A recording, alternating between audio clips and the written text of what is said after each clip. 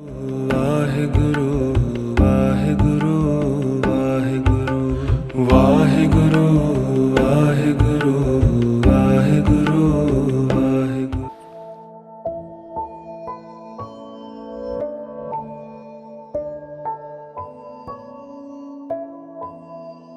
ਤਿੰਨਾਂ ਗੁਣਾਂ ਵਿੱਚ ਹੋ ਕੇ ਵੀ ਤਿੰਨਾਂ ਗੁਣਾਂ ਤੋਂ ਅਤੀਤ ਹੈ, ਤਿੰਨਾਂ ਕਾਲਾਂ ਵਿੱਚ ਹੋ ਕੇ ਵੀ ਉਹ ਕਾਲ ਅਤੀਤ ਹੈ, ਤਿੰਨਾਂ ਅਵਸਥਾਵਾਂ ਵਿੱਚ ਹੋ ਕੇ ਵੀ ਉਹ ਸਾਰੀਆਂ ਅਵਸਥਾਵਾਂ ਤੋਂ ਅਤੀਤ ਹੈ। ਉਹ ਹੈ ਇੱਕ ਓਂਕਾਰ, ਉਹਦਾ ਸਰਗੁਣ ਰੂਪ ਹੈ। ਸਤਨਾਮ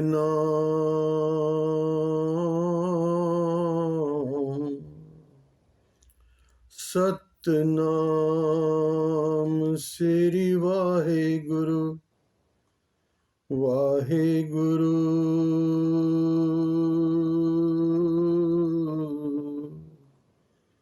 ਵਾਹਿਗੁਰੂ।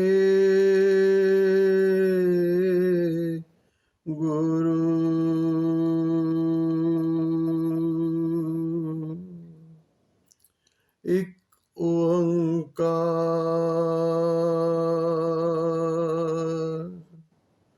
ਸਤਨਾਮ ਕਰਤਾ ਪੁਰਖ ਨਿਰਭਉ ਨਿਰਵੈਰ ਅਕਾਲ ਮੂਰਤ ਅਜੂਨੀ ਸੈਭੰ ਗੁਰ ਪ੍ਰਸਾਦ। ਵਾਹਿਗੁਰੂ ਵਾਹਿਗੁਰੂ ਵਾਹਿਗੁਰੂ ਵਾਹਿਗੁਰੂ ਵਾਹਿਗੁਰੂ।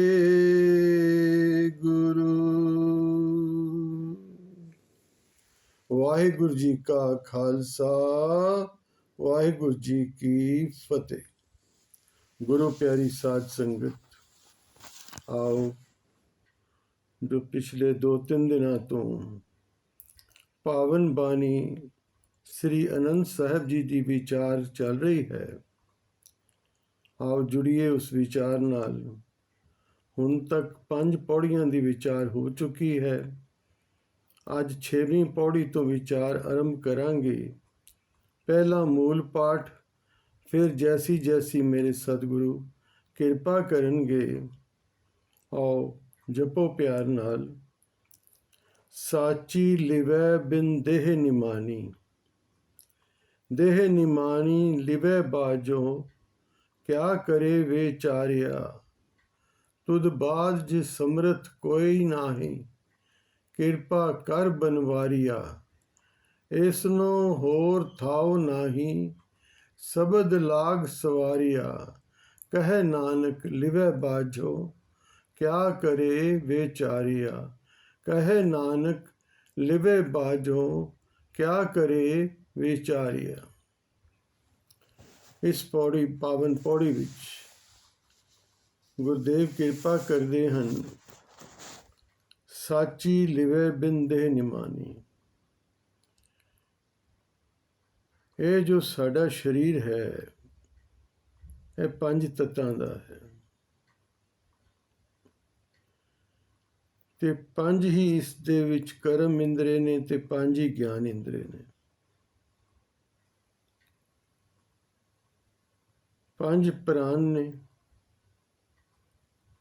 4 ਅੰਤਿਸ਼ਕਰਨ ਦੇ ਅੰਗ ਨੇ, ਜਿਸ ਨੂੰ ਗੁਰਦੇਵ ਨੇ ਕਿਹਾ ਹੈ ਸੁਰਤ, ਮਤ, ਮਨ, ਬੁੱਧ। ਇਹ 19 ਤੱਤਾਂ ਦਾ ਸਰੀਰ ਟੋਟਲ। ਇਹ ਹੈ ਸਾਡੇ ਸਰੀਰ ਦੀ ਬਣਤਰ, ਜਿਸ ਨੂੰ ਅਸੀਂ ਦੇਹ ਕਹਿੰਦੇ ਹਾਂ। ਔਰ ਮਨੁੱਖਾ ਜੀਵਨ ਸਾਨੂੰ ਪ੍ਰਾਪਤ ਹੋਇਆ ਹੈ ਇਸ ਦੇਹ ਦੁਆਰਾ। ਅਸੀਂ ਉਸ परिपूर्ण परमात्मा की प्राप्ति करनी। गुरुदेव ने बाणी में स्पष्ट किया है, भई प्राप्त मानुख दे होरिया ਗੋਬਿੰਦ ਮਿਲਨ ਕੀ ਇਹ ਤੇਰੀ ਬਰੀਆ। ਇਹ ਇੱਕ ਗੋਲਡਨ ਅਪੋਰਚੁਨਿਟੀ ਹੈ ਆਪਣੇ ਪਰਿਪੂਰਨ ਪਰਮਾਤਮਾ ਨੂੰ ਪ੍ਰਾਪਤ ਕਰਨ ਦੀ, ਉਸ ਵਿੱਚ ਲੀਨਤਾ ਪ੍ਰਾਪਤ ਕਰਨ ਦੀ। A golden time for self-realization, realization of ultimate reality, God, Waheguru. ਕਈ ਥਾਵਾਂ ਤੇ ਬਾਰ-ਬਾਰ ਗੁਰਦੇਵ ਨੇ ਸਾਨੂੰ ਹਲੂਣਾ ਬਾਣੀ ਦੁਆਰਾ ਦਿੱਤਾ ਹੈ। ਗੁਰਬਾਣੀ ਦੀਆਂ ਪੰਕਤੀਆਂ ਕਹਿੰਦੀਆਂ ਨੇ, ਪ੍ਰਾਨੀ ਤੂੰ ਆਇਆ ਲਾਹਾ ਲੈਣ। ਕਿਹੜਾ ਲਾਹਾ? ਪ੍ਰਭੂ ਪ੍ਰਾਪਤੀ ਦਾ। ਪ੍ਰਾਨੀ ਤੂੰ ਆਇਆ ਲਾਹਾ ਲੈਣ, ਲੱਗਾ ਕਿਤਕ ਫਕੜੇ ਸਭ ਮੁਕਦੀ ਚਲੀ ਰਹਿਣ। ਜਿਤਨਾ ਵੀ ਲੰਬਾ ਜੀਵਨ ਕਿਉਂ ਨਾ ਹੋਵੇ, ਉਸ ਨੂੰ ਗੁਰਦੇਵ ਨੇ 4 ਪਹਿਰ ਰਾਤਰੀ ਹੀ ਮੰਨਿਆ ਹੈ। ਬਾਲ ਅਵਸਥਾ, ਜਵਾਨੀ, ਬਿਰਧ ਅਵਸਥਾ ਤੇ ਫਿਨਿਸ਼। ਤਾਂ ਹੀ ਤੇ ਪਾਸ਼ਾ ਨੇ ਕਿਹਾ, 4 ਪਹਿਰੇ ਰਹਿਣ ਕੇ ਵਣਜਾਰਿਆ ਮਿੱਤਰਾ, ਲਾਵੀ ਆਇਆ ਖੇਤ। ਲੱਗਾ ਕਿਤ ਕੋ ਫਕੜੇ, ਤੂੰ ਤੇ ਹੋਰ ਕੰਮਾਂ 'ਚ ਲੱਗ ਪਿਆ। Let's analyse what's the effect of this body and what is so great about this body. Kabir Sahib ਕਹਿੰਦੇ ਨੇ ਗੁਰਬਾਣੀ ਵਿੱਚ, ਮਾਨੁਖ ਦੇਹ ਜਿਹੜੀ ਹੈ ਬੜੀ ਰੇਅਰ ਹੈ, ਬਹੁਤ ਔਖੀ ਪ੍ਰਾਪਤੀ ਹੈ ਮਾਨੁਖ ਦੇਹ ਦੀ। ਮਾਨਸ ਜਨਮ ਦੁਲੰਭ ਹੈ, ਹੋਏ ਨਾ ਬਾਰੰਬਾਰ, ਜੋ ਫਲ ਪਾ ਕੇ ਭੋਏ ਗਿਰੇ, ਬੋਹਰ ਨਾ ਲਾਗੇ ਡਾਰ। ਕਬੀਰ ਸਾਹਿਬ, ਜਿਵੇਂ ਫਲ ਪੱਕ ਕੇ ਜ਼ਮੀਨ ਤੇ ਡਿੱਗ ਪੈਂਦਾ ਨਾ ਇੱਕ ਵਾਰੀ, ਫਿਰ ਪੇੜ ਨਾਲ ਦੁਬਾਰਾ ਨਹੀਂ ਲੱਗਦਾ। ਇੱਕ ਵਾਰੀ ਇਹ ਮੌਕਾ ਖੁੱਸ ਗਿਆ, ਫਿਰ 84 ਦਾ ਗੇੜ ਹੈ। ਤੇ ਕੀ ਸਪੈਸ਼ਲ ਹੈ? ਜੋ ਸਾਧ ਜਨ ਅਨੁਭਵੀ ਮਹਾਤਮਾ ਨੇ, ਉਹ ਕਹਿੰਦੇ ਨੇ ਕਿ ਜਿਹੜੇ ਗੁਣ ਨੇ, ਡਰ, ਭੋਜਨ, ਭੋਗ, ਡਰ, ਭੋਜਨ, ਭੋਗ, ਇਹ ਤੇ ਜਾਨਵਰ ਕੋਲ ਵੀ ਹੈ। ਜਾਨਵਰ ਵੀ ਆਪਣੇ ਸਰੀਰ ਦੀ ਬੜੀ ਖਿਆਲ ਕਰਦਾ ਹੈ, ਉਹਨੂੰ ਡਰ ਲੱਗਦਾ ਹੈ ਵਿਨਾਸ਼ ਨਾ ਹੋ ਜਾਏ, ਕੋਈ ਵੱਡਾ ਜਾਨਵਰ ਨਾ ਉਹਨੂੰ ਪੈ ਜਾਏ, ਕਿਤੇ ਕਿਸੇ ਸ਼ਿਕਾਰੀ ਦਾ ਸ਼ਿਕਾਰ ਨਾ ਹੋ ਜਾਏ। ਮੌਤ ਦਾ ਡਰ ਉਹਦੇ ਸਿਰ ਤੇ ਖੜਾ ਹੈ। ਇਨਸਾਨ ਨੂੰ ਵੀ ਡਰ ਲੱਗਦਾ ਹੈ, ਜਾਨਵਰ ਨੂੰ ਡਰ ਲੱਗਦਾ ਹੈ। ਭੋਜਨ ਜਾਨਵਰ ਵੀ ਖਾਂਦਾ, ਇਨਸਾਨ ਵੀ ਖਾਂਦਾ। ਭੋਗ ਜਾਨਵਰ ਵੀ ਕਰਦਾ ਹੈ, ਸੰਤਾਨ ਉਤਪਤੀ ਜਾਨਵਰ ਵੀ ਕਰਦਾ, ਇਨਸਾਨ ਵੀ ਕਰਦਾ। ਆਪਣੇ ਬੱਚਿਆਂ ਦੀ ਪ੍ਰਤਿਪਾਲਨਾ ਆਪਣੀ ਸਮਰੱਥ ਮੁਤਾਬਿਕ ਜਾਨਵਰ ਵੀ ਕਰਦਾ ਹੈ, ਇਨਸਾਨ ਵੀ ਕਰਦਾ। ਇਸ ਨੂੰ ਸਾਧੂਆਂ ਨੇ ਇੰਝ ਕਿਹਾ ਹੈ, ਭੈ ਭੋਜਨ ਭੋਗ ਪਸ਼ੂ ਨਰ ਏਕ ਸਮਾਨ। ਪਸ਼ੂ ਤੇ ਨਰ ਦਾ ਇੱਕ ਸਮਾਨ ਹੈ। ਫਿਰ ਐਸਾ ਕੀ ਡਿਫਰੈਂਸ ਹੈ? ਡਿਫਰੈਂਸ ਇੱਥੇ ਪਿਆਰੀ ਸਾਧ ਸੰਗਤ ਕਿ ਸਾਡੇ ਪਾਸ ਇੱਕ ਸਪੈਸ਼ਲ ਇੰਟੈਲੈਕਟ ਸਿਸਟਮ ਹੈ, ਇੱਕ ਸਪੈਸ਼ਲ ਸਾਡੇ ਅੰਦਰ ਨਰਵਸ ਸਿਸਟਮ ਹੈ ਕਿ ਵੀ ਕੈਨ ਡਿਸਕ੍ਰਿਮੀਨੇਟ। ਅਸੀਂ ਚੁਣਾਵ ਕਰ ਸਕਦੇ ਹਾਂ ਅੱਛੇ ਔਰ ਬੁਰੇ ਵਿਚਕਾਰ, ਸੱਤ ਤੇ ਅਸੱਤ ਦੀ ਵਿਚਾਰ ਕਰ ਸਕਦੇ ਹਾਂ। ਇਹ ਸਾਨੂੰ ਮਿਲਿਆ ਸਪੈਸ਼ਲਿਟੀ। ਪਰ ਅਸੀਂ ਤੇ ਆਪਣੇ ਧੰਦਿਆਂ 'ਚ ਸਾਨੂੰ ਵੇਲ ਨਹੀਂ। ਇਹ ਨਹੀਂ ਕਿ ਕੰਮ ਕਾਰ ਛੱਡ ਕੇ ਬੈਠ ਜਾਣਾ, ਕੰਮ ਕਾਰ ਵੀ ਕਰਨੇ ਨੇ। ਨਾਮਾ ਕਹੇ ਤਲੋਚਨਾ, ਮੁਖ ਤੇ ਰਾਮ ਸਮਾਲ, ਹਾਥ ਪਾਉ ਕਰ ਕਾਮ ਸਭ, ਚੀਤ ਨਿਰੰਜਨ ਨਾਲ। ਚਿੱਤ ਪ੍ਰਭੂ ਨਾਲ ਜੋੜੀ ਰੱਖ, ਬਾਕੀ ਦੁਨਿਆਵੀ ਕੰਮ ਤੇ ਸਭ ਨੇ ਕਰਨੇ ਨੇ ਭਾਈ। ਤੇ ਹੁਣ ਉਸ ਗੱਲ ਨੂੰ ਹੋਰ ਪਰਪੱਕ ਕਰਦੇ, ਪਿਛਲੀ ਪੌੜੀ ਗੁਰਦੇਵ ਨੇ ਕਿਹਾ, ਤੁਰ ਕਰਮ ਪਾਇਆ ਤੁਧ ਜਿਨ ਕੋ, ਸੇ ਨਾਮ ਹਰ ਕੇ ਲਾਗੇ। ਜਿਨ੍ਹਾਂ ਦੇ ਧੁਰੋਂ ਸੰਜੋਗ ਬਣੇ, ਉਹ ਬਖਸ਼ਿਸ਼ਾਂ ਲੈ ਕੇ ਆਏ ਤੇ ਨਾਮ ਵਿੱਚ ਲੱਗ ਪਏ। ਜਿਨ੍ਹਾਂ ਦੇ ਧੁਰੋਂ ਹੀ ਵਾਹਿਗੁਰੂ ਨੇ ਬਖਸ਼ਿਸ਼ ਕਰ ਦਿੱਤੀ। ਪਰ ਇਹ ਬਖਸ਼ਿਸ਼ ਕਿਵੇਂ ਹੁੰਦੀ ਹੈ? ਕਈ ਜਨਮਾਂ ਦੀ ਤਪੱਸਿਆ ਨਿਸ਼ਕਾਮ ਕਰਮਾਂ ਦੀ ਤਪੱਸਿਆ। ਸੇਵਾ ਜਿਨ ਸੇਵਿਆ ਤਿਨ ਪਾਇਆ ਮਾਨ। ਸੇਵਾ ਕਰਤ ਹੋਏ ਨੇਹ ਕਾਮੀ। ਸਭ ਕਾਮਨਾ ਰਹਿਤ ਹੋ ਕੇ ਸੇਵਾ ਕੀਤੀ, ਤਾਕੋ ਹੋਤ ਪ੍ਰਾਪਤ ਸੁਆਮੀ। ਨਿਸ਼ਕਾਮ ਭਾਵ ਨਾਲ ਕਰਮ ਕਰਨੇ, ਜਿਹਨੂੰ ਕਹਿੰਦੇ ਸਤੋ ਗੁਣੀ ਕਰਮ, ਫਿਰ ਪ੍ਰਭੂ ਦੀ ਬਖਸ਼ਿਸ਼ ਹੁੰਦੀ। ਇੱਥੇ ਹੁਣ ਗੁਰਦੇਵ ਸਮਝਾ ਰਹੇ ਹਨ, ਸਾਚੀ ਲਿਵੈ ਬਿਨ ਦੇਹ ਨਿਮਾਨੀ। ਇਹ ਦੇਹ ਜੋ ਸਰੀਰ ਹੈ, ਜੇ ਇਸ ਸਰੀਰ ਵਿੱਚ ਆ ਕੇ ਨਾਮ ਨਹੀਂ ਜਪਿਆ, ਨਾਮ ਦੀ ਕਮਾਈ ਨਹੀਂ ਕੀਤੀ, ਪ੍ਰਭੂ ਪ੍ਰਾਪਤੀ ਲਈ ਯਤਨ ਨਹੀਂ ਕੀਤਾ, ਤੇ ਫਿਰ ਇਹ ਦੇਹ ਤੇ ਨਿਮਾਨੀ ਵਿਚਾਰੀ ਐਵੇਂ ਹੀ ਜ਼ਾਈ ਚਲੀ ਗਈ, ਇਹ ਮੌਕਾ ਤਾਂ ਚੁੱਕ ਹੋ ਗਈ। ਪਰ ਇੱਥੇ ਲਿਵ ਸ਼ਬਦ ਯੂਜ਼ ਕੀਤਾ ਪਾਤਸ਼ਾਹ। ਜਿਹੜੇ ਨਾਮ ਅਭਿਆਸੀ ਨੇ ਉਹਨਾਂ ਨੂੰ ਪਤਾ ਹੈ ਕਿ ਜਦੋਂ ਅਸੀਂ ਜਪਦੇ ਹਾਂ ਮੁਖ ਤੋਂ, 4 ਤਰ੍ਹਾਂ ਦੀਆਂ ਬਾਣੀਆਂ ਸਾਡੇ ਸਰੀਰ ਅੰਦਰ ਹਨ। ਪਰਾ, ਪਸ਼ਯੰਤੀ, ਮਧਮਾ, ਬੈਖਰੀ। ਇਹ 4 ਬਾਣੀਆਂ ਸਮਝਾਈਆਂ ਨੇ ਗੁਰਦੇਵ ਨੇ, ਵਿਦਵਾਨ ਜਨਾਂ ਨੇ। ਔਰ ਮਸਕੀਨ ਜੀ ਪੰਥ ਦੇ ਮਾਨ ਵਿਦਵਾਨ, ਉਹਨਾਂ ਇਸ 'ਤੇ ਬਹੁਤ ਕੰਮ ਕੀਤਾ ਹੈ। ਪਰਾ, ਪਸ਼ਯੰਤੀ, ਮਧਮਾ, ਬੈਖਰੀ। ਪੁਰਾਤਨ ਧਾਰਮਿਕ ਗ੍ਰੰਥਾਂ 'ਚ ਇਸ ਦਾ ਜ਼ਿਕਰ ਆਉਂਦਾ ਹੈ। ਬੈਖਰੀ ਜੋ ਅਸੀਂ ਮੂੰਹ ਤੋਂ ਬੋਲਦੇ ਹਾਂ, ਮਧਮਾ ਜੋ ਸਾਡੇ ਕੰਠ 'ਚ ਬਾਣੀ ਹੁੰਦੀ ਹੈ, ਪਸ਼ਯੰਤੀ ਜੋ ਸਾਡੇ ਹਿਰਦੇ ਤੋਂ ਉੱਠਦੀ ਹੈ, ਤੇ ਪਰਾ ਜੋ ਸਾਡੇ ਨੇਵਲ ਧੁਨੀ ਤੋਂ। ਜਦੋਂ ਅਸੀਂ ਸਵਾਸ ਲੈਂਦੇ ਹਾਂ ਨਾ, ਤੇ ਉਹ ਹਵਾ ਜਾ ਕੇ ਸਾਡੀ ਧੁਨੀ 'ਤੇ ਟਕਰਾਉਂਦੀ ਹੈ, ਜਿਹਨੂੰ ਅਸੀਂ ਨੇਵਲ ਇੰਗਲਿਸ਼ 'ਚ ਕਹਿੰਦੇ ਹਾਂ। ਉੱਥੋਂ ਆਵਾਜ਼ ਉੱਠਦੀ ਹੈ, ਉਹ ਹਿਰਦੇ ਵਿੱਚ ਆ ਕੇ ਪਸ਼ਯੰਤੀ ਪ੍ਰੇਮ ਨਾਲ ਭਰ ਜਾਂਦੀ। ਉੱਥੇ ਸ਼ਬਦ ਅੱਖਰ ਜੁੜਦੇ ਨੇ। ਫਿਰ ਆਉਂਦੇ ਹਾਂ ਕੰਠ ਵਿੱਚ, ਮਧਮਾ। ਉੱਥੇ ਫੁਸਫੁਸਾਹਟ ਸ਼ੁਰੂ ਹੁੰਦੀ, ਅੱਖਰਾਂ ਨੂੰ ਤਰਤੀਬ ਮਿਲਦੀ ਹੈ, ਤੇ ਮੂੰਹ ਤੋਂ ਜੋ ਬੋਲਨੇ ਆਵਾਜ਼, ਉਹ ਫਿਰ ਬੈਖਰੀ ਹੋ ਕੇ ਬਾਹਰ ਜਾਂਦੀ, ਜਿਹਦੇ ਨਾਲ ਸੇ ਵਾਰਤਾਲਾਪ ਕਰਦੇ। ਇੱਥੇ ਗੁਰਦੇਵ ਉਸ ਅਵਸਥਾ ਦੀ ਗੱਲ ਕਰਦੇ ਨੇ ਜੋ ਹਿਰਦੇ ਘਰ ਹੀ ਜਾ ਕੇ ਬਣਦੀ ਹੈ, ਕਿਉਂਕਿ ਪਰਾ ਤੱਕ ਸਿਮਰਨ ਉਤਰਨਾ ਇਹ ਅਲਟੀਮੇਟ ਹੈ, ਉਹਦੀ ਕਿਰਪਾ ਦੁਆਰਾ ਹੀ ਹੁੰਦਾ ਹੈ। ਹੁੰਦਾ ਸਭ ਕੁਝ ਉਸਦੀ ਕਿਰਪਾ ਦੁਆਰਾ, ਗੁਰਪ੍ਰਸਾਦ। ਉਹਦੀ ਕਿਰਪਾ ਬਿਨਾਂ ਕੁਛ ਨਹੀਂ ਹੋ ਸਕਦਾ। ਪਰ ਯਤਨ ਮਾਤਰ ਨਾਲ ਅਸੀਂ ਜਦੋਂ ਜਪਾਂਗੇ, ਉਹ ਉਹਨੂੰ ਕਹਿੰਦੇ ਨੇ ਜਪ ਕਰਨਾ। ਜੈਸੇ ਮੁਖ ਤੋਂ ਬੋਲ ਕੇ ਜਪ ਕਰਦੇ ਹਾਂ, ਫਿਰ ਧੀਰੇ ਧੀਰੇ ਹੋਠ ਬੰਦ ਹੋ ਜਾਂਦੇ ਨੇ, ਜਪ ਜਾਪ ਹੋ ਜਾਂਦਾ ਹੈ। ਸੁਤੇ ਹੀ ਮੂੰਹ ਬੰਦ ਹੈ, ਲੇਕਿਨ ਅੰਦਰ ਮਧਮਾ ਵਿੱਚ, ਕੰਠ ਵਿੱਚ ਜਾਪ ਚੱਲ ਰਿਹਾ ਹੈ। ਔਰ ਫਿਰ ਜਪਦੇ ਜਪਦੇ ਜਪਦੇ ਜਪਦੇ ਕੰਠ ਤੋਂ ਵੀ ਉਤਰ ਕੇ ਐਬਸੋਲਿਊਟ ਸਾਇਲੈਂਸ, ਉਹ ਸਾਇਲੈਂਸ ਵਿੱਚ ਉਤਰ ਜਾਂਦਾ ਹੈ, ਹਿਰਦੇ ਵਿੱਚ ਉਤਰ ਜਾਂਦਾ ਹੈ, ਪਿਆਰ ਵਿੱਚ ਭਰ ਜਾਂਦਾ ਹੈ, ਰਸ ਬਣ ਜਾਂਦਾ ਹੈ। ਉਸ ਨੂੰ ਫਿਰ ਮਾਨ ਰਿਹਾ ਹੈ। ਉੱਥੇ ਕੋਈ ਸ਼ਬਦ ਨਹੀਂ ਨੇ, ਬਸ ਇੱਕ ਲਿਵ ਜੁੜ ਗਈ। ਇਹਨੂੰ ਕਹਿੰਦੇ ਲਿਵ ਜੁੜਨਾ।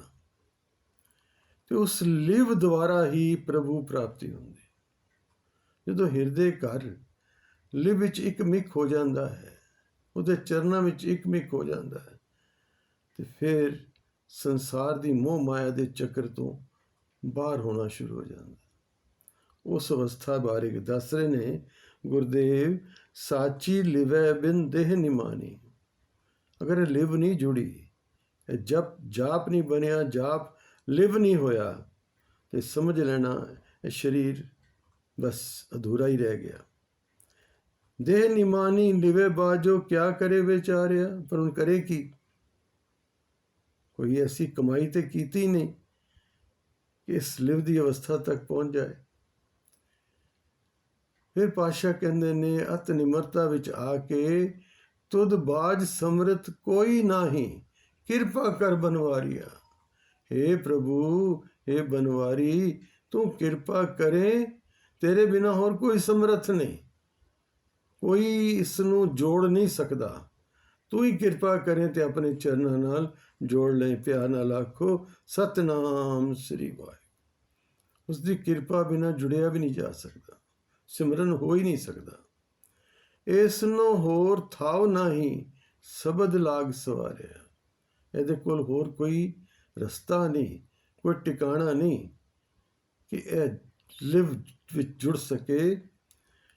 ਇਹ ਤੇ ਬਸ ਗੁਰੂ ਮਿਲ ਜਾਏ, ਗੁਰੂ ਜਿਹੜਾ ਨਾਮ ਦੀ ਦਾਤ, ਉਪਦੇਸ਼ ਦੀ ਦਾਤ ਦਿੰਦਾ ਹੈ ਨਾ, ਜਿਸਨੂੰ ਸ਼ਬਦ ਕਹਿੰਦੇ ਆ, ਉਹ ਉਪਦੇਸ਼, ਉਹ ਗੁਰੂ ਉਪਦੇਸ਼, ਉਹ ਗੁਰੂ ਦਿੱਤਾ ਨਾਮ, ਜਦੋਂ ਉਹ ਗੁਰੂ ਕਿਰਪਾ ਕਰਕੇ ਦਿੰਦਾ ਹੈ, ਉਸ ਦੇ ਦੁਆਰਾ ਹੀ ਧੀਰੇ ਧੀਰੇ ਧੀਰੇ ਧੀਰੇ ਜਪਦੇ ਜਪਦੇ ਪ੍ਰੇਮ ਪੈ ਜਾਂਦਾ ਹੈ, ਰਸ ਆ ਜਾਂਦਾ ਹੈ। ਕੱਲ ਆਈ ਸੀ ਨਾ ਵਿਚਾਰ, ਜਾ ਕੋ ਰਸ ਹਰ ਰਸ ਹੈ ਆਇਓ, ਸੋ ਅਨਰਸ ਨਾ ਹੀ ਲਪਟਾਇਓ। ਉਹ ਫਿਰ ਰਸ ਵਿੱਚ ਭਿੱਜ ਜਾਂਦਾ ਹੈ। ਉਹਦਾ ਅੰਤਿਸ਼ਕਰਨ ਇੱਕ ਅਦੁੱਤੀ ਆਨੰਦ ਦਾ ਪਾਤਰ ਬਣ ਜਾਂਦਾ ਹੈ। ਬਾਣੀ ਵਿੱਚ ਸ਼ਬਦ ਆਉਂਦਾ ਨਾ, ਚਿਮ ਚਿਮ ਬਰਸੇ ਅੰਮ੍ਰਿਤ ਧਾਰਾ, ਮਨ ਪੀਵੈ ਸੁਨ ਸ਼ਬਦ ਵਿਚਾਰਾ। ਕਦੀ ਕੋਸ਼ਿਸ਼ ਕਰੋ, ਰਾਤੀ 3 ਔਰ 5 ਦੇ ਵਿਚਕਾਰ ਉੱਠ ਕੇ ਚੌਕੜਾ ਮਾਰ ਕੇ ਬੈਠੋ ਕਿਸੇ ਸਵੱਛ ਸਥਾਨ ਤੇ, ਫਰੈਸ਼ ਹੋ ਕੇ, ਤੇ ਸਿਮਰਨ ਆਰੰਭ ਕਰੋ। ਤੇ ਐਸਾ ਅਨੁਭਵ ਹੋਏਗਾ ਜਿਵੇਂ ਅੰਦਰ ਅੰਤਿਸ਼ਕਰਨ ਵਿੱਚ ਹੀ ਇੱਕ ਅੰਮ੍ਰਿਤ ਦੀ ਧਾਰਾ ਫੁੱਟ ਆਈ। ਚਿਮ ਚਿਮ ਬਰਸੇ ਅੰਮ੍ਰਿਤ ਧਾਰਾ, ਅੰਮ੍ਰਿਤ ਵੇਲਾ ਸਚ ਨਾਉ ਵਡਿਆਈ ਵਿਚਾਰ। ਇਹ ਨਾਮ ਜਪਣਾ, ਉਸ ਦੀਆਂ ਵਡਿਆਈਆਂ ਦਾ ਗੁਣਗਾਨ ਕਰਨਾ ਹੈ, ਉਸ ਦੇ ਗੁਣਾਂ ਦੀ ਵਿਚਾਰ ਕਰਨੀ ਹੈ। ਇਹ ਮੂਲ ਮੰਤਰ ਦਾ ਜਾਪ, ਇਹ ਸਾਰੇ ਉਹਦੇ ਗੁਣ ਨੇ। ਨਿਰਭਉ ਹੈ, ਨਿਰਵੈਰ ਹੈ, ਕਰਤਾ ਹੈ, ਸਤ ਹੈ, ਅਕਾਲ ਹੈ, ਅਜੂਨੀ ਹੈ, ਸਹਿਭੰਗ ਹੈ। ਇਹ ਸਭ ਉਸਦੇ ਗੁਣ ਨੇ। ਤੇ ਜਿਹੜਾ ਗੁਣ ਗਾਉਂਦਾ ਹੈ ਨਾ, ਫਿਰ ਗੁਣ ਕਹਿ ਗੁਣੀ ਸਮਾਵਨੀ ਹੈ। ਉਹ ਗੁਣ ਗਾਉਂਦੇ ਗਾਉਂਦੇ ਗਾਉਂਦੇ ਗਾਉਂਦੇ ਉਸ ਗੁਣੀ ਵਿੱਚ ਇੱਕ ਲੀਨ ਹੋ ਜਾਂਦਾ ਹੈ। ਇੱਕ ਛੋਟੀ ਜਿਹੀ ਮਿਸਾਲ ਪੁਰਾਤਨ ਧਰਮ ਗ੍ਰੰਥਾਂ 'ਚ ਵੀ ਹਵਾਲਾ ਆਉਂਦਾ ਹੈ, ਤੇ ਮਹਾਂਪੁਰਸ਼ ਵਿਦਵਾਨ ਜਨ, ਅਨੁਭਵੀ ਸਾਧੂ ਜਨ ਦੱਸਦੇ ਨੇ, ਇੱਕ ਭ੍ਰਿੰਗੀ ਨਾਂ ਦਾ ਕੀੜਾ ਹੁੰਦਾ ਹੈ। ਤੁਸੀਂ ਆਮ ਘਰਾਂ ਵਿੱਚ, ਪੁਰਾਣੇ ਘਰ ਜਿਹੜੇ ਨੇ ਨਾ, ਉੱਥੇ ਦੇਖਿਆ ਹੋਏਗਾ ਦਰਵਾਜ਼ਿਆਂ ਦੇ ਬਾਹਰ ਜਾਂ ਦੀਵਾਰ ਤੇ ਇੱਕ ਮਿੱਟੀ ਦਾ ਘੋਂਸਲਾ ਜਿਹਾ ਬਣਿਆ ਹੁੰਦਾ। ਉਹ ਭ੍ਰਿੰਗੀ ਕੀੜਾ ਜਿਹੜਾ ਹੈ ਨਾ, ਉਹ ਜ਼ਮੀਨ ਤੋਂ ਕਿਸੇ ਕੀੜੇ ਨੂੰ ਫੜ ਲੈਂਦਾ ਹੈ ਤੇ ਉਸ ਆਪਣੇ ਘਰ ਵਿੱਚ ਬੰਦ ਕਰਕੇ ਉਹਦੇ ਸਾਰੇ ਦਰਵਾਜ਼ੇ ਮਿੱਟੀ ਨਾਲ ਬੰਦ ਕਰ ਦਿੰਦਾ। ਤੇ ਫਿਰ ਉਸ ਦਰਵਾਜ਼ੇ ਦੇ ਬਾਹਰ ਕੂੰ ਕੂੰ ਕੂੰ ਕੂੰ ਨਾਦ ਕਰਦਾ ਰਹਿੰਦਾ, ਔਰ ਅੰਦਰ ਬੈਠਾ ਕੀੜਾ ਡਰਦਾ ਰਹਿੰਦਾ ਵੀ ਪਤਾ ਨਹੀਂ ਕਦੋਂ ਮੈਨੂੰ ਆ ਕੇ ਖਾ ਜਾਏਗਾ। ਉਸ ਡਰ ਵਿੱਚ ਇਤਨੀ ਯਾਦ ਹੁੰਦੀ ਹੈ ਨਾ, ਉਹ ਯਾਦ ਇੰਨੀ ਗਹਿਰੀ ਉਤਰ ਜਾਂਦੀ ਉਹਦੇ ਮਨ ਵਿੱਚ ਕਿ ਹਰ ਵੇਲੇ ਉਸਦੀ ਯਾਦ, ਹਰ ਵੇਲੇ ਉਸਦਾ ਡਰ।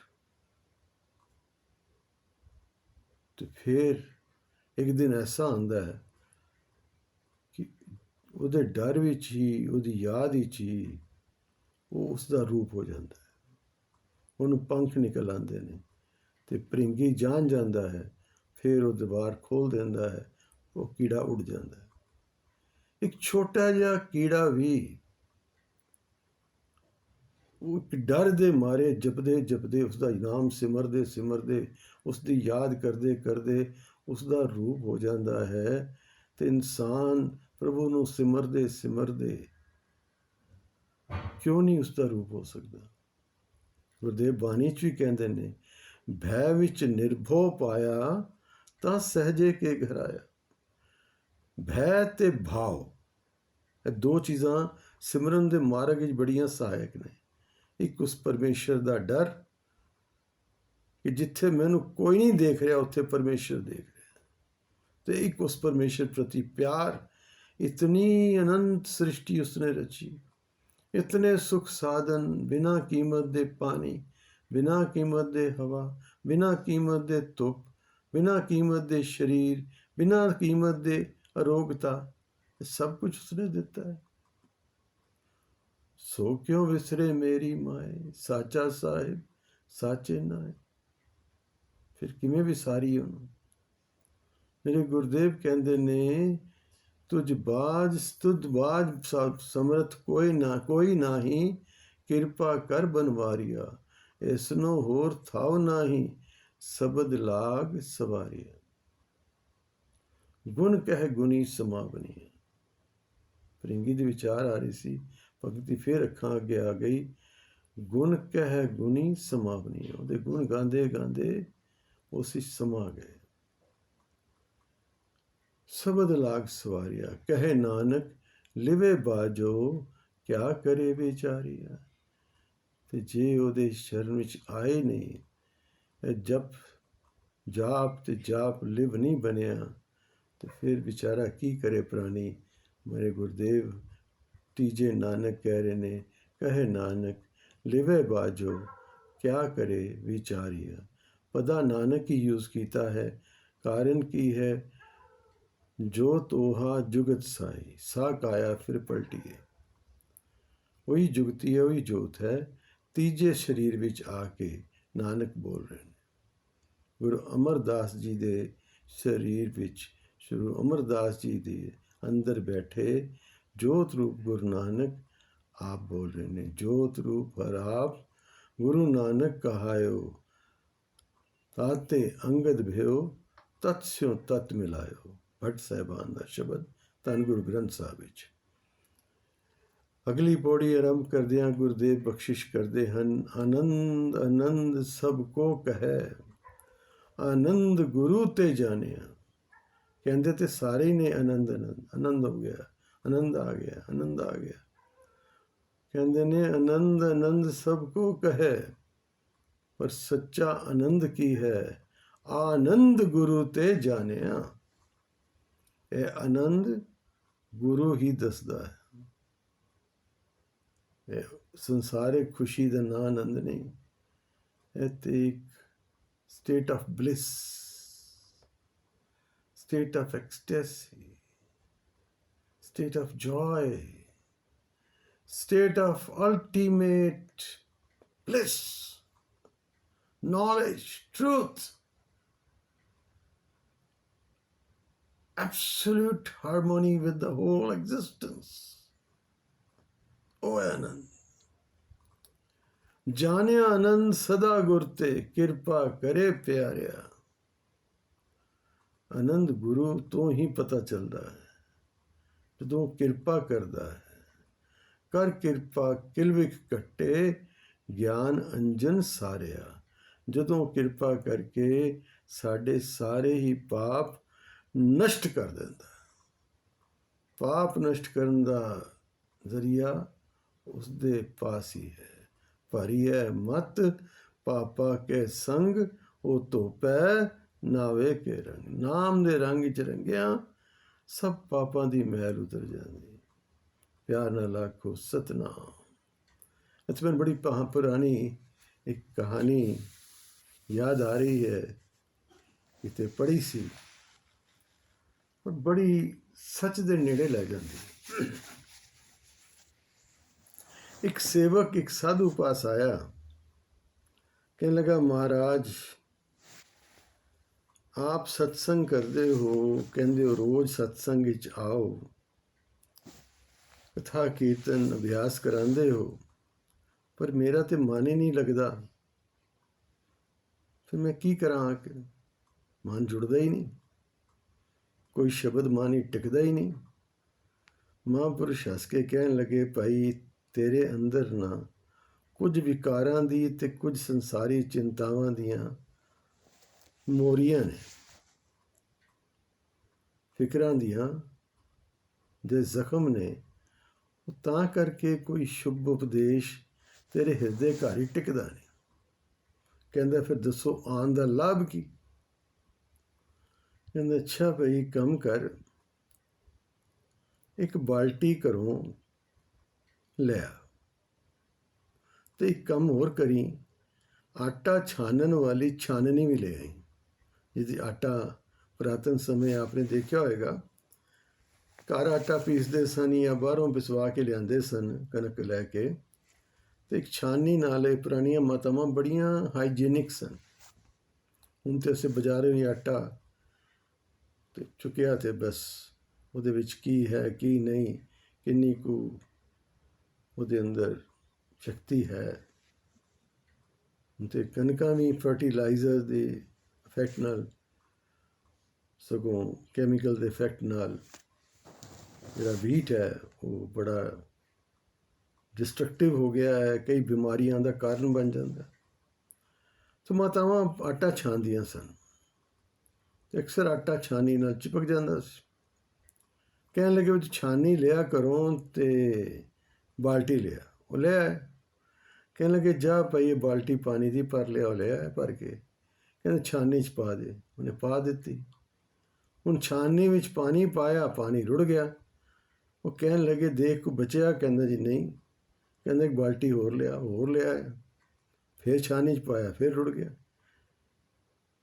ਤੀਜੀ ਵਾਰੀ, ਚੌਥੀ ਵਾਰੀ, ਜਦੋਂ 4-5 ਵਾਰੀ ਐਸਾ ਹੋਇਆ, ਉਹਨੇ ਕਿਹਾ ਮਹਾਰਾਜ ਕਹਿਣਾ ਕੀ ਚਾਹੁੰਦੇ? ਮੈਨੂੰ ਤਾਂ ਸਮਝ ਨਹੀਂ ਆਈ, ਐਵੇਂ ਚੱਕਰ ਪੇ ਕਟਾਉਂਦੇ ਮੈਨੂੰ। ਕਹਿੰਦੇ ਕਾਲਾ ਨਾ ਪਾਓ, ਇੱਕ ਬਾਲਟੀ ਪਾਣੀ ਦੀ ਹੋਰ ਲਿਆ। ਫਿਰ ਲਿਆਇਆ, ਫਿਰ ਪਾਇਆ। ਕਹਿਣ ਲੱਗੇ ਦੇਖ ਛਾਨੀ 'ਚ ਪਾਣੀ ਬਚਿਆ? ਕਹਿੰਦਾ ਬਚੇਗਾ ਕਿਵੇਂ, ਛਿੱਦਰ ਬੜੇ ਨੇ, ਇੱਥੇ ਪਾਣੀ ਕਿੱਥੇ ਟਿਕੇਗਾ। ਕਹਿਣ ਲੱਗੇ ਬਸ ਤੇਰੀ ਅਵਸਥਾ ਹੈ, ਤੇਰੀਆਂ ਵੀ ਫਿਕਰਾਂ ਚਿੰਤਾਵਾਂ ਇੰਨੀਆਂ ਨੇ, ਬਾਣੀ ਉਹ ਸਿਮਰਨ ਟਿਕਦਾ ਹੀ ਨਹੀਂ। ਤੁਹਾਨੂੰ ਸੰਸਾਰ ਦੀ ਚਿੰਤਾ ਬੜੀ ਲੱਗੀ, ਪਰਿਵਾਰ ਦੀ ਚਿੰਤਾ ਬੜੀ ਲੱਗੀ। ਕਹਿੰਦਾ ਤਾਂ ਹੀ ਤਾਂ ਮੈਂ ਕਹਿ ਰਿਹਾ ਫਿਰ ਆਉਣ ਦਾ ਲਾਭ ਕੀ। ਕਹਿੰਦਾ ਇੱਕ ਗੱਲ ਚੈੱਕ ਕਰ, ਛਾਨੀ ਵੱਲ ਦੇਖ, ਕੋਈ ਫਰਕ ਨਜ਼ਰ ਆਇਆ? ਕਹਿੰਦਾ ਹਾਂ ਮਹਾਰਾਜ, ਜਦੋਂ ਘਰੋਂ ਲਿਆਂਦੀ ਸੀ ਮੈਲੀ ਸੀ, ਆਟਾ ਫਸਿਆ ਹੋਇਆ ਸੀ, ਹੁਣ ਪਾਣੀ ਪੈ ਪੈ ਕੇ ਉਹ ਛਾਨਣੀ ਸਾਫ਼ ਹੋ ਗਈ। ਕਹਿੰਦੇ ਬਸ ਇਹ ਸਤਸੰਗ ਦਾ ਲਾਭ ਹੈ, ਇਹ ਸਤਸੰਗ ਦਾ ਲਾਭ ਹੈ। ਤੂੰ ਆਂਦਾ ਰਹੋ, ਸਿਮਰਨ ਸੁਣਦਾ ਰਹੋ, ਬਾਣੀ ਸੁਣਦਾ ਰਹੋ, ਕੀਰਤਨ ਸੁਣਦਾ ਰਹੋ, ਕਥਾ ਸੁਣਦਾ ਰਹੋ, ਇੱਕ ਦਿਨ ਅਸਰ ਵੀ ਹੋਏਗਾ। ਜਿਵੇਂ ਛੰਨੀ ਮੈਲੀ ਚਿੱਟੀ ਹੋ ਗਈ ਹੈ ਨਾ, ਤੇਰਾ ਹਿਰਦੇ ਘਰ ਵੀ ਸਾਫ਼ ਹੋ ਜਾਏਗਾ, ਪਾਪਾਂ ਦੀ ਮੈਲ ਉਤਰ ਜਾਏਗੀ, ਨਾਮ ਵਿੱਚ ਰਸ ਆ ਜਾਏਗਾ। ਪਿਆਰ ਨਾਲ ਆਖੋ ਸਤਿਨਾਮ। ਤੇ ਗੁਰਦੇਵ ਬਖਸ਼ਿਸ਼ ਕਰ ਰਹੇ ਹਨ, ਜਾਣਿਆ ਆਨੰਦ ਸਦਾ ਗੁਰ ਤੇ, ਕਿਰਪਾ ਕਰੇ ਪਿਆਰਿਆ, ਕਰ ਕਿਰਪਾ ਕਿਲਵਿਕ ਕੱਟੇ, ਗਿਆਨ ਅੰਜਨ ਸਾਰਿਆ। ਉਹ ਕਿਲਵਿਕ ਕੱਟ ਦਿੰਦਾ, ਪਾਪਾਂ ਦੀ ਮੈਲ ਧੋ ਦਿੰਦਾ ਹੈ। ਤੇ ਗਿਆਨ ਅੰਜਨ, ਅੰਜਨ ਕਹਿੰਦੇ ਸੁਰਮੇ ਨੂੰ, ਗਿਆਨ ਦਾ ਸੁਰਮਾ ਤੇਰੀਆਂ ਅੱਖਾਂ 'ਚ ਪਾ ਦੇਗਾ। ਭਾਵ ਜਿਹੜੀ ਤੇਰੀ ਦ੍ਰਿਸ਼ਟੀ ਹੈ ਉਹ ਦਿਵ ਦ੍ਰਿਸ਼ਟੀ ਬਣਾ ਦੇਗਾ, ਤੈਨੂੰ ਸੋਝੀ ਆ ਜਾਏਗੀ। ਅੰਦਰੋਂ ਜਿਨਕਾ ਮੋਹ ਟੁੱਟਾ, ਉਹਦੀ ਸ਼ਰਤ ਕੀ ਹੈ? ਅੰਦਰੋਂ ਜਿਨਕਾ, ਜਿਹਨਾਂ ਅੰਦਰੋਂ, ਉੱਤੋਂ ਤਾਂ ਕਹਿੰਦੇ ਨੇ ਮੈਨੂੰ ਕੋਈ ਲਗਾਵ ਨਹੀਂ ਪਰਿਵਾਰ ਨਾਲ, ਕੋਈ ਰਿਸ਼ਤੇਦਾਰੀ ਨਾਲ ਨਹੀਂ, ਕੋਈ ਪੈਸੇ ਨਾਲ ਲਗਾਵ ਨਹੀਂ, ਕੋਈ ਘਰ ਬੂਹੇ ਨਾਲ ਲਗਾਵ ਨਹੀਂ, ਕੋਈ ਮਹਿਲ ਮਾੜੀਆਂ ਨਹੀਂ ਚਾਹੀਦੀਆਂ, ਪਰ ਅੰਦਰੋਂ ਨਹੀਂ, ਮੂੰਹ ਤੋਂ ਕਹਿ ਰਹੇ। ਇਹ ਮੋਹ ਜਦੋਂ ਅੰਦਰੋਂ ਟੁੱਟ ਜਾਏ, ਕਬੀਰ ਤੇਰਾ ਕੋ ਨਹੀਂ, ਇਹ ਸੰਸਾਰ ਸਭ ਟੈਂਪਰੇਰੀ ਹੈ, ਇਹ ਮੋਹ ਟੁੱਟ ਜਾਏ, ਇਹ ਗਿਆਨ ਟੁੱਟ ਜਾਏ। ਅੰਦਰੋਂ ਜਿਨਕਾ ਮੋਹ ਟੁੱਟਾ ਤਿਨ, ਔਰ ਇਹ ਟੁੱਟੇਗਾ ਕਦੋਂ? ਜਦੋਂ ਗਿਆਨ ਦਾ ਸੁਰਮਾ ਗੁਰੂ ਤੇਰੀਆਂ ਅੱਖਾਂ 'ਚ ਪਾਏਗਾ। ਤਿਨਕਾ ਸ਼ਬਦ ਸੱਚੇ ਸਵਾਰਿਆ, ਫਿਰ ਉਹਦਾ ਉਪਦੇਸ਼ ਤੇਰਾ ਕੰਮ ਕਰ ਦੇਗਾ, ਫਿਰ ਉਪਦੇਸ਼ ਤੇਰੇ ਹਿਰਦੇ ਟਿਕੇਗਾ, ਔਰ ਤੂੰ ਵੀ ਜਪੇਗਾ ਸਤਨਾਮ ਸ੍ਰੀ ਵਾਹਿਗੁਰੂ। ਕਹੇ ਨਾਨਕ ਇਹ ਆਨੰਦ ਹੈ, ਆਨੰਦ ਗੁਰੂ ਤੇ ਜਾਣਿਆ। ਇਹ ਹੁਣ ਆਨੰਦ ਹੈ, ਜਦੋਂ ਲਿਵ ਜੁੜ ਗਈ ਤੇ ਪ੍ਰਭੂ ਚਰਨਾਂ ਨਾਲ ਇਕਮਿਕ ਹੋ ਗਏ। ਉਸ ਅਵਸਥਾ ਵਿੱਚ ਨਾ ਕੋ ਬੈਰੀ ਨਾ ਹੈ ਬੇਗਾਨਾ, ਨਾ ਕੋਈ ਤੇਰਾ ਨਾ ਕੋਈ ਮੇਰਾ, ਨਾ ਮੇਰ ਤੇਰ ਰਹੀ, ਨਾ ਈਰਖਾ द्वेष रहे, ना कोई कल्पना रही, ना कोई क्लेश रहे, ना कोई अच्छा ना कोई बुरा, ना कोई अपना ना कोई बेगाना, ना कोई नफ़ा ना कोई नुकसान। एक परमेश्वर, उसे दी कायनात, उसे कायनात विच वो आप समाया, सब दे दिलों विच बैठा, सब दे घट घट के अंतर की जानत, भले बुरे की पीर पछानत। तेरे अंदर बैठा वही बोल रहा है, ये अनुभव हो जाएगा। ये अनुभव दे देश मेरे गुरुदेव तैनू पहुँचा देंगे जे तू जुड़िया रहो। कह नानक ਇਹ आनंद है, आनंद गुरु ते जाने। आज इतनी सेवा प्रवान करनी। प्यारी साध संगत, बानी अगाध बोध है। बानी पढ़दियाँ, बानी विचारदियाँ अनेक भुल्लां हो जांदियां। आप संगत रूप हो, गुरु रूप हो, भुल्लां बख्श देनियां। सतगुर पातशाह रहमत करन। बानी दी सोझी, बानी दा ज्ञान, बानी दा प्रकाश पढ़दियां सुनदियां दे हिरदियां विच कर देन। बानी दे भाव पढ़दियां सुनदियां दे हिरदियां विच वसा देन। गुरु मेहर करे सब दे घरां विच खुशियां खेड़े, चढ़दियां कलां, बानी नाल प्यार बख्शिश करन। वाहिगुरू जी का खालसा, वाहिगुरू जी की फतेह।